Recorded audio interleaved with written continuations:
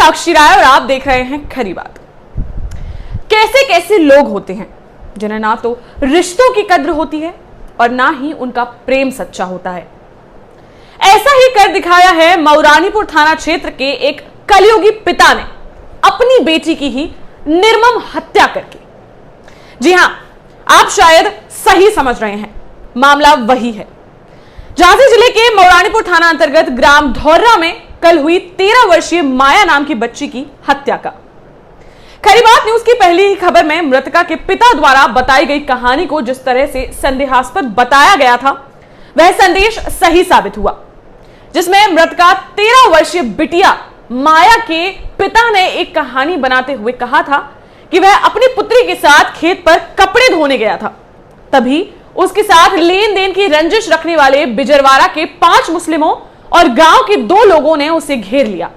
वह बचकर भागा तो उसके बाद उसकी 13 वर्षीय पुत्री माया की कुल्हाड़ी से गला रेतकर हत्या कर दी थी। बबलू कहाँ के निवासी हो? धौर्रा के। क्या घटना हो गई आपके साथ? घटना से ये हो गई कि हमारे 4-5 साल पहले पैसा रही थी मजीद रफी किलो, तो हम मंगाते हैं भी देते नहीं आते, मंगाओ से गाली माली देते, तो हम मंगाते आते भी गाली गले देते आते। हमने चलो कोई बात नहीं, दे रहे तो ठीक है, ना दे रहे तो ठीक है, लेकिन हम तुम्हें देख लें। हमने ठीक है देख लीजिएगा, तुम्हें जब देख नहीं आए। अब आज का सब पता नहीं था कि क्या होना है बिटिया। हमने कि चलो कपड़ा खींच लिया, जब खेत बटिया है हमें तो भगवाई की ठाके को सोती आया सुबह हमने कपड़ा भी खींच ले। कपड़ा खींच के वो बस बांध ला, बिटिया को लज्जा लाई थी। हमने कि चलो तो हम को लज्जा ला लो, हम लज्जा ला ली सुबह गई हो खींची सो इतनी आज हमने पुलिस देख ला। हमने 2 लीटर ठाणी थी, तो हमने एक खाना चीन लगा, जब कोई ऐसा आई एक ठाड़ी थी कि बगल पर भी हमकी हमने ये काट भी जाए हुए कौन हमकी थे। और फिर हमने इतने देखे वो न खट्टी, तो 8 हथी 2 तो हमने ऐसे सीधे भागी तान का नहीं ऐसे भाग गए, और 6 ठग वापस हो गए। 6 ठग हमने चीन लो। तो कितने लोग थे? लगभग 8 आदमी थे, 2 लेडीज थी, लेकिन भी नदी के उतर ठाणी थी, उतने सही शायद नहीं आई। एक खा चीन लो, कोई ऐसा खाई के अलावा दूसरी बात लेडीज का नहीं चीन पाओगे। घटना कितने समय की है? 7 बजे की बात की। 6 मिनट बैठा हूँ पे हमने तक नहीं देखो ध्यान करो, 7 बजे से बात की है। कोई और खेत पे उपस्थित था क्या? उपस्थित जब हम आए थे और कपड़ा खींचने के लिए सब बालकुंदी था, उसकी बीवी थी, उसका भैया था, लेकिन चाव काट के भी भाग गए। किसी ने आपको बचाया नहीं? यहाँ आसपास यहाँ कोई हता नहीं, कौन बचाता जंगल में? यहाँ से सब हमने गदबल लगाई था, बिटिया को लज्जा छुड़ाई, हमने चीन तो लाते गदबल लगाई सीधी, तो हम उतने पहुँची। हमने कि बिटिया से न बोले जी, हमें माया भी खाया है, बिटिया से थोड़ी बोले। तो उतने सब हमें 10 मिनट हम तक ठाड़ी है, पुलिस जाले जब बिटिया ही दिखाई फिर लौट के आए हमें तो साहब। हमने तो रियाज हुए सब भाग गए, तो मिलेंगे बिटिया मूड पटकू और रूप तो फिर आज माते को गाँव पहुँचे, हमने माते भाई बिटिया हमारा भिजवा करने और भाग गए भी, तो लौट के हमने बचा ले भेज देते हैं। तो बोले भैया तो हमारे घर भाग जाओ, से पाली घर पहुँचे हम, फिर हमने फ़ोन लगा के बाद में। इन जितने नाम बता रहे ये सब लेन देन का मामला है क्या? कुछ नहीं, सबसे नहीं था। हाँ। लेन देन तो सिर्फ एक ही जन से था।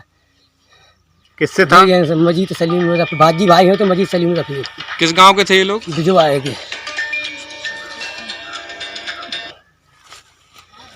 लेकिन एक लेडीज का चीन, 2 आदमी का, एक लेडीज का नहीं चीन पाओ। क्या क्या नाम था उनका?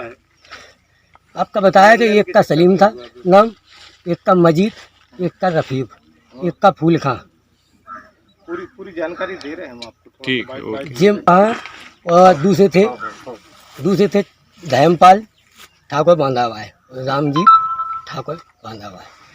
इनका चीन लो, 2 आदमी का चीनी पाई तो बाकी। इस मामले में एसएसपी झांसी शिवहरी मीना स्वयं घटनास्थल पर पहुंचे थे। डॉग स्क्वाड और फिंगरप्रिंट एक्सपर्ट की टीम भी पहुंची थी। सीओ, इंस्पेक्टर सहित कई थानों की फोर्स पहुंची थी। मृतका के पिता द्वारा बताई गई कहानी में शुरू से ही काफी संदेह नजर आ रहा था और इसी के चलते आसपास के खेत वालों से भी पुलिस ने गहराई से पूछताछ की। इतना तो क्लियर हो गया था कि मृतका के पिता बल्लू प्रजापति का बिजरवाड़ा के मुसलमानों से कोई लेन देन का विवाद नहीं था, बल्कि बल्लू प्रजापति के कुछ संबंध बिजरवाड़ा के किसी परिवार की महिला से थे।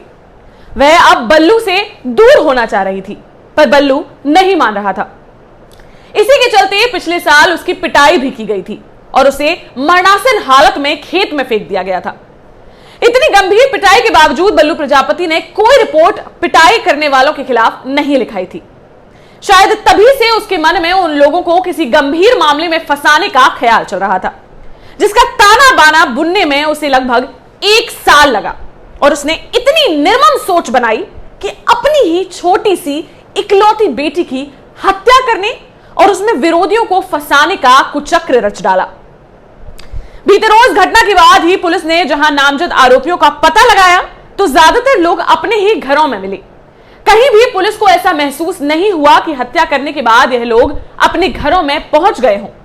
आसपास के खेत खलियान वालों, गांव वालों ने किसी ने भी हत्यारोपियों को सुबह घटनास्थल की ओर जाते या वहां से लौटते नहीं देखा था।